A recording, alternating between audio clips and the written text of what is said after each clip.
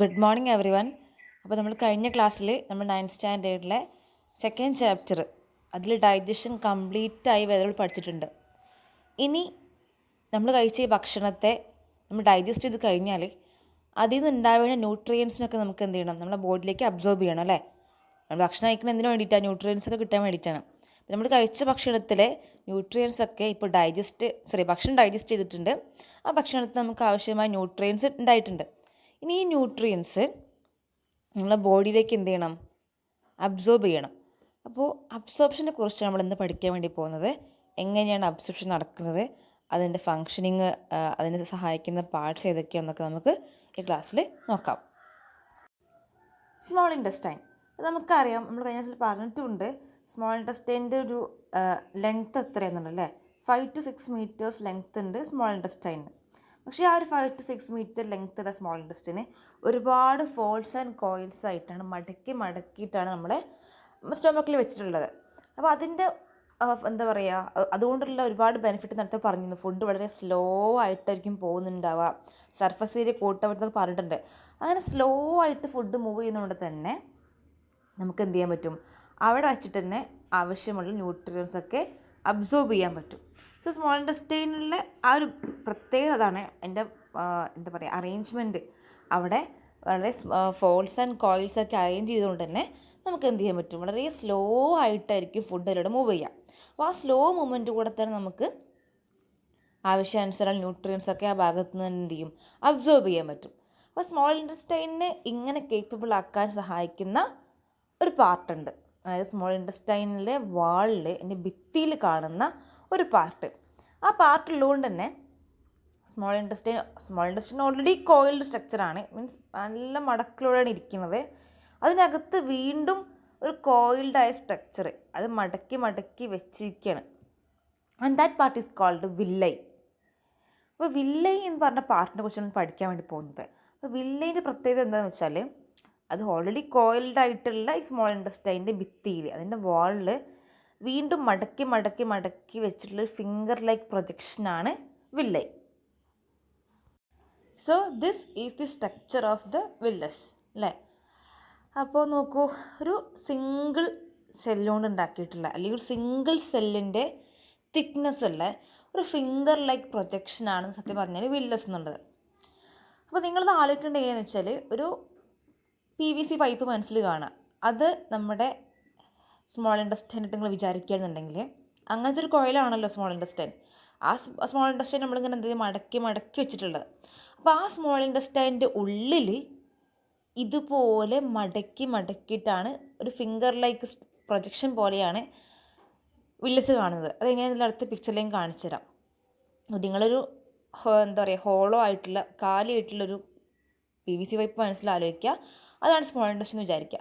അതിനകത്ത് ഇങ്ങനെ തുറച്ച് നിൽക്കുന്ന ഒരുപാട് ഫിംഗർ ലൈക്ക് പ്രൊജക്ഷൻസ്, ഒരു വിരലിൻ്റെ പോലെ ഇങ്ങനെ ഒരു വിരലിൻ്റെ പോലെ, മീൻസ് ഈ പിക്ചർ വിരലിൻ്റെ പോലെ തന്നെയാണെങ്കിലും ഒരുപാട് ഇങ്ങനെ ഉള്ളിൽ പുറത്തേക്ക് ഇങ്ങനെ തള്ളി നിൽക്കുന്ന ഒരുപാട് ഫിംഗർ ലൈക്ക് പ്രൊജക്ഷൻസ് നമ്മൾ വില്ലസ് വിളിക്കാം.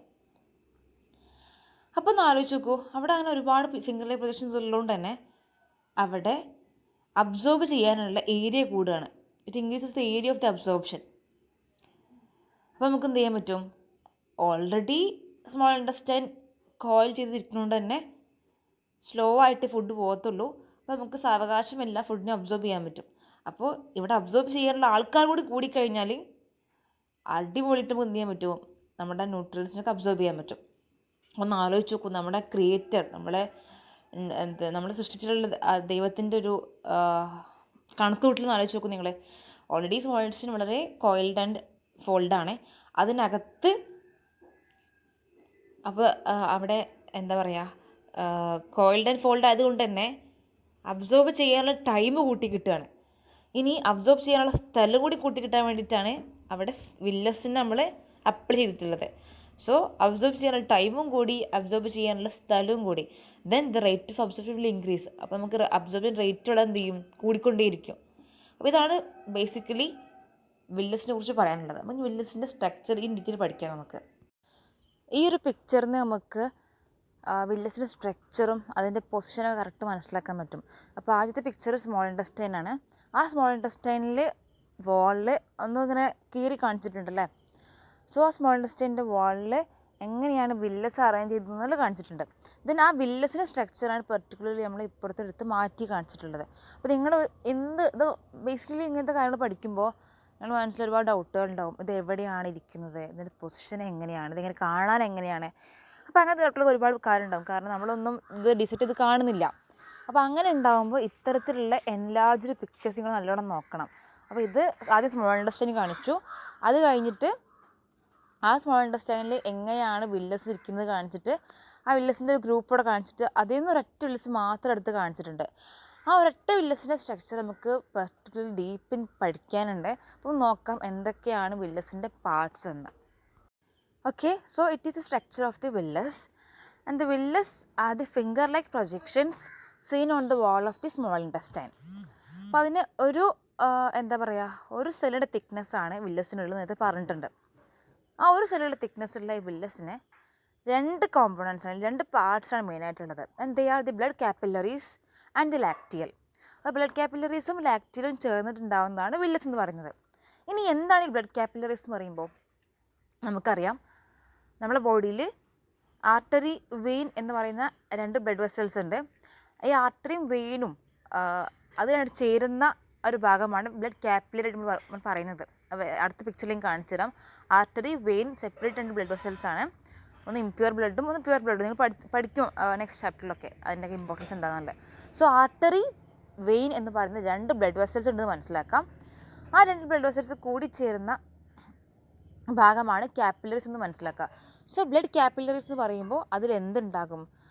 ബ്രാഞ്ച് ഓഫ് ആർട്ടറിയും ബ്രാഞ്ച് ഓഫ് വെയിനും ഉണ്ടായിരിക്കും. അതായത് ആർട്ടറിൻ്റെ ഒരു ബ്രാഞ്ചും വെയിൻ്റെ ബ്രാഞ്ചും ചേർന്നതായിരിക്കും ബ്ലഡ് കാപ്പിലറി എന്ന് പറയുന്നത്. അപ്പോൾ അത് വ്യക്തമായിട്ട് അടിയിൽ കാണിച്ചിട്ടുണ്ട്. See the red colour indicates the branch of artery and the blue colour indicates the branch of the vein. അപ്പോൾ ഒന്ന് വെയിനും ഒന്ന് ആർട്ടറിയും. അപ്പോൾ രണ്ടും കൂടി കൂടിയിട്ട് മുകളിലെത്തുമ്പോൾ ബ്ലഡ് കാപ്പിലറി ആയിട്ട് മാറും. മുകളിൽ നോക്കൂ, റെഡും ബ്ലൂവും കൂടി ചേർന്ന ഭാഗത്തെ നമ്മൾ എന്ത് വിളിക്കുന്നുണ്ട്? ബ്ലഡ് കാപ്പിലറി എന്ന് വിളിക്കുന്നുണ്ട്. It's a simple concept behind the blood capillary. Okay, and the next part is lacteal. Lacteal എന്ന് പറയുമ്പോൾ നമുക്കറിയാം നമ്മുടെ ബോഡിയിൽ 2 ഫ്ലൂയിഡ്സ് ഉണ്ട്, ഒന്ന് ബ്ലഡും ഒന്ന് ലിംഫും. സോ ബ്ലഡ് കാപ്പിലറീസിൽ മെയിനായിട്ട് ബ്ലഡ് ഉണ്ടെന്നുണ്ടെങ്കിൽ ലിംഫ് എന്ന് പറയുന്ന മറ്റൊരു ഫ്ലൂയിഡ് ഉണ്ട് നമ്മുടെ ബോഡിയിൽ, ലിംഫ്. സോ ലിംഫ് ഡക്റ്റിൻ്റെ ഒരു ബ്രാഞ്ചാണ് ലാക്റ്റിയൽ. അതുകൊണ്ട് തന്നെ ലാക്റ്റിയൽ എന്ത് കാണും? ലിംഫ് കണ്ടിരിക്കും. സോ ബ്ലഡ് കാപ്പിലറീസിൽ ബ്ലഡ് ആണുള്ളതെങ്കിൽ ലിംഫ് ഡക്റ്റിൻ്റെ ഒരു ബ്രാഞ്ചായിട്ടുള്ള ലാക്റ്റിയലിൽ ഒബ്വിയസ്ലി അവിടെ ലിംഫ് കണ്ടിരിക്കും. So these are all about the structure of the villus. അപ്പോൾ നിങ്ങൾ ടെക്സ്റ്റ് ബുക്കിൽ നിന്ന് ഈ സ്ട്രക്ചർ നിങ്ങൾ നോട്ട്ബുക്കിലേക്ക് മാറ്റി വരയ്ക്കണം. അതിൻ്റെ പാർട്സ് നിങ്ങൾ എന്ത് ചെയ്യണം? ലേബൽ ചെയ്യണം. ഇനി നമുക്ക് പഠിക്കാനുള്ളത് എന്തിനായിരിക്കും ഈ 2 സ്ട്രക്ചേഴ്സ് എന്തിനായിരിക്കും, 2 പാർട്സ് എന്തിനാണ്? ബ്ലഡ് കാപ്പിലറീസും അതുപോലെ തന്നെ ലാക്റ്റിയലും എന്തിനു വേണ്ടിയിട്ടാണ്? സാധാരണഗതിയിൽ നമ്മളെ ബോഡിയിലേക്ക് എല്ലാ ഭാഗത്തേക്കും ന്യൂട്രിയൻസ് എത്തിക്കുക, ഓക്സിജൻ എത്തിക്കുക എന്നുള്ള ഫംഗ്ഷനൊക്കെ ബ്ലഡിനാണ്. സോ ബ്ലഡ് കാപ്പിലറീസ് മാത്രം പോരെ, എന്തിനായിരിക്കും ഇങ്ങനെയൊരു ലാക്റ്റിയലിൻ്റെ ആവശ്യം അവിടെ ഉള്ളതെന്നുള്ളത് നമുക്ക് ഡീറ്റെയിൽ ആയിട്ട് പഠിക്കാം. So this is the structure of the villus again, and we have to study the function of blood capillaries in the lacteal in detail. We know that the main food items such as fat, protein and carbohydrate get digested in the small intestine. അപ്പോൾ അതിൻ്റെയൊക്കെ by product ആയിട്ടുള്ള കുറേ സംഭവങ്ങളൊക്കെ ഉണ്ട്. നമുക്കറിയാം പ്രോട്ടീൻ്റെ amino ആസിഡാണ് by product, അതുപോലെ തന്നെ ഫാറ്റിൻ്റെത് ഗ്ലിസറോളും fatty ആസിഡുമാണ്. Then about carbohydrate പറയുമ്പോൾ ഗ്ലൂക്കോസും ഗാലക്ടോസും ഫ്രക്ടോസുമാണ്. അപ്പോൾ ഇത്രയും ബൈ പ്രോഡക്ട്സ് നമ്മുടെ സ്മോൾ ഇൻറ്റസ്റ്റൈനിലുണ്ട്. ഇവയൊക്കെയാണ് നമ്മുടെ ബോഡിയിലേക്ക് അബ്സോർബ് ചെയ്യേണ്ടത്. അപ്പോൾ ഓരോ പാർട്ടും ആണ് ഓരോന്നിനെയും അബ്സോർബ് ചെയ്യുന്നത്. നമുക്ക് എന്തൊക്കെയാണെന്ന് നോക്കാം. The blood capillaries will absorb the glucose, fructose and the galactose and the amino acids. So components of protein and carbohydrate are absorbed by the blood capillaries. Blood capillaries ആണ് ബൈ പ്രൊഡക്റ്റ് ആയിട്ടുള്ള ഗ്ലൂക്കോസും ഗാലക്ടോസും ഫ്രക്ടോസും amino ആസിഡും absorb ചെയ്യുന്നത്. അപ്പോൾ അത് ആരുടെയൊക്കെ by പ്രൊഡക്റ്റാണ്? കാർബോഹൈഡ്രേറ്റിൻ്റെയും പ്രോട്ടീൻ്റെയും ബൈ പ്രൊഡക്റ്റിനെയാണ് ബ്ലഡ് കാപ്പിലറീസ് അബ്സോർബ് ചെയ്യുന്നത്. ഐ റിപ്പീറ്റ് ദ കോമ്പണൻസ് അല്ലേ, അതായത് by products of the carbohydrate and the protein are absorbed by the blood capillaries itself.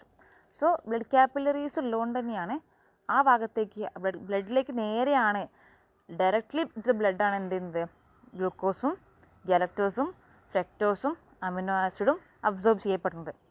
ഇനി ബാക്കിയൊരു ടീം ഉണ്ടല്ലോ, by products of the fat, they are the glycerol and the fatty acid.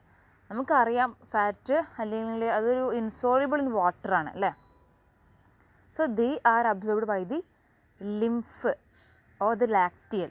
അപ്പോൾ ലാക്റ്റിയലാണ് to the ലിംഫിലേക്ക് lacteal through ആണ് എന്ത് ചെയ്യുന്നത് ഫാറ്റിൻ്റെ ബൈ പ്രൊഡക്റ്റുകൾ അബ്സോർബ് ചെയ്യുന്നത്. I repeat, the by products of the fat and they are the fatty acids and the glycerol are absorbed by the lacteal to the lymph. അപ്പോൾ ഇതിന് വേണ്ടിയിട്ടാണ് വില്ലസിൽ 2 തരത്തിലുള്ള പാർട്സ് ഉള്ളത്. They are the blood capillaries and the lacteal. അപ്പോൾ blood കാപ്പിലറീസിലേക്കാണ് directly to the ബ്ലഡാണ് amino ആസിഡും ഗ്ലൂക്കോസും ഗാലക്ടോസും ഫ്രക്ടോസും അബ്സോർബ് ചെയ്യുന്നതെങ്കിൽ ലാക്റ്റിയൽ വഴിയാണ് ഫാറ്റിൻ്റെ ബൈ പ്രൊഡക്റ്റ് ആയിട്ടുള്ള ഗ്ലിസറോളും ഫാറ്റി ആസിഡ്സും അബ്സോർബ് ചെയ്യുന്നത്. അപ്പോൾ ഇതിന് വേണ്ടിയിട്ടാണ് നമുക്ക് ഈ 2 തരത്തിലുള്ള ഡക്റ്റുകളുടെ ആവശ്യമുള്ളത്. Okay, now let me conclude this topic. നമുക്കറിയാം സ്മോൾ ഇൻറ്റസ്റ്റൈൻ്റെ വോളിൽ, ആ പിക്ചറിൽ കാണിച്ച പോലെ സ്മോൾ ഇൻറ്റസ്റ്റൈൻ്റെ വോളിൽ ഒരുപാട് മടക്കി സർഫസ് ഏരിയ കൂട്ടാൻ വേണ്ടിയിട്ട് വില്ലസ് എന്ന സ്ട്രക്ചർ കാണുന്നുണ്ട്. വില്ലസ് എന്ന സ്ട്രക്ചറിൻ്റെ ഒരു എൻലാർജ്ഡ് ഫോമാണ് തൊട്ടടുത്ത പിക്ചറിൽ കാണിച്ചിട്ടുള്ളത്. ഒരു ഫിംഗർ ലൈക്ക് സ്ട്രക്ചറാണ്, ഒരു 1 സെൽ തിക്നെസ് ആണ്. അതിൽ ബ്ലഡ് കാപ്പിലറീസും ലാക്റ്റിയൽ എന്ന് പറഞ്ഞിട്ടുള്ള 2 ഭാഗങ്ങളുണ്ട്. ഓരോന്നിനും ഓരോ ഡെഫിനറ്റ് ഫങ്ഷൻസും ഉണ്ട്. Okay, so this all about the villus. ഇനി ബ്ലഡ് കാപ്പിലറീസിലേക്ക് നേരത്തെ പറഞ്ഞിട്ട് പോലെ തന്നെ സിമ്പിൾ മൈക്രോ ന്യൂട്രിയൻസ് അത് വാട്ടറിലേക്ക് അബ്സോർബ് ചെയ്യുന്നത് മാത്രം, അല്ലെങ്കിൽ വാട്ടറിൽ ലയിക്കുന്നത് മാത്രമേ എന്ത് ചെയ്യുന്നുള്ളൂ ബ്ലഡ് കാപ്പിലറീസിലൂടെ അബ്സോർബ് ചെയ്യപ്പെടുന്നുള്ളൂ. അപ്പോൾ വാട്ടറിൽ ഡിസോൾവ് ചെയ്യാത്തതൊക്കെ എന്ത് ചെയ്യുന്നുണ്ട് ലാക്റ്റിയലിലൂടെയാണ് അബ്സോർബ് ചെയ്യപ്പെടുന്നത്. അപ്പോൾ ഇത്രയാണ് വില്ലസിനെ കുറിച്ച് പറയാനുള്ളത്. അപ്പോൾ വർക്ക് ഇത്രയൊക്കെയാണ്. നിങ്ങൾ എന്താ പറയുക, വില്ലസിൻ്റെ സ്ട്രക്ചർ മാറ്റി വരയ്ക്കണം. ഇനി ഏതൊക്കെ ഭാഗത്തിലൂടെയാണ് അബ്സോർബ് ചെയ്യുന്നതിൻ്റെ ഒരു ടേബിൾ നിങ്ങൾ പ്രിപ്പയർ ചെയ്യണം.